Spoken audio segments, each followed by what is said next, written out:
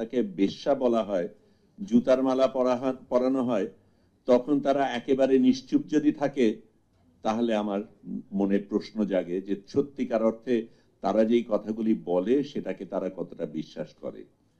এবং এই জায়গাটা কতটা গুরুত্বপূর্ণ সেটা আমি সত্যিকার অর্থে বলতে পারবো না, বোঝাতে পারবো না, কারণ সত্যিকার অর্থে খুব সহজভাবে আমি বলি যে যে দেশ কেন, প্রত্যেকটা দেশেই আনুমানিক একটু এদিক ওদিক হয়, কিন্তু অর্ধেক মানুষ নারী।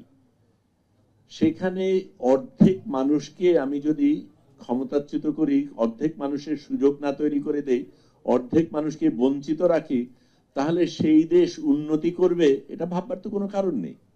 এবং এই জিনিস আমরা প্রত্যেকটা জায়গায় দেখেছি। শুধু যেই দেশগুলি তেলের কারণে বা অন্যান্য কোনো কারণে ধনী হতে পেরেছে তার বাইরে প্রত্যেকটা দেশে আমরা যদি তুলনা করে দেখি, যেখানে নারীদের ক্ষমতায়ন করা হয়েছে, নারীরা বলিষ্ঠ ভূমিকা রাখতে পেরেছে, সেই দেশ ভালো করেছে, উন্নত হয়েছে।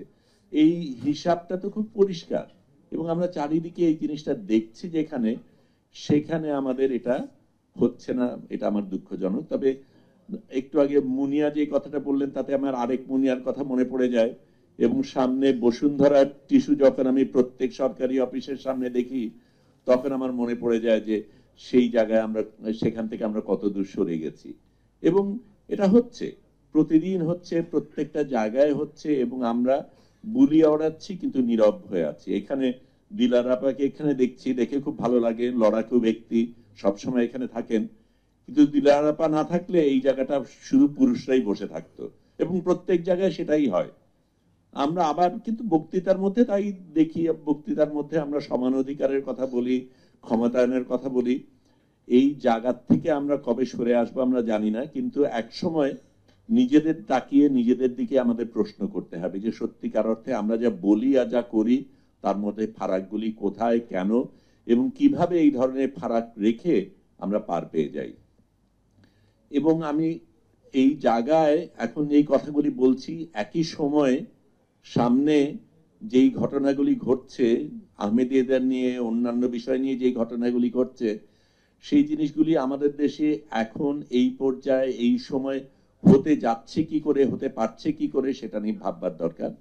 আমরা নাগরিক কোয়ালিশনের কারণে সবগুলি রাজনৈতিক দলের সাথে আলাদা আলাদাভাবে বসেছি, এবং যখন আলাদাভাবে বসেছি তখন কিন্তু তারা সুন্দর কথা বলেছে। তারা নারীর ক্ষমতায় তারা বিশ্বাস করে, তারা নারীর অধিকার নিয়ে বিশ্বাস করে, তারা মনে প্রাণে সেটাই চায়, সেটা বলেছে। কিন্তু বাস্তবে যখন আমরা তাদের দেখি তখন হঠাৎ করে চেহারাটা যেন ভীষণভাবে পাল্টে যায়। এবং প্রোগ্রেসিভ দলগুলি, যাদের আমরা প্রোগ্রেসিভ দলগুলি বলি, সেই প্রোগ্রেসিভ দলের প্রোগ্রেশনটা কোন দিকে সেটা নিয়ে আমার প্রশ্ন আছে।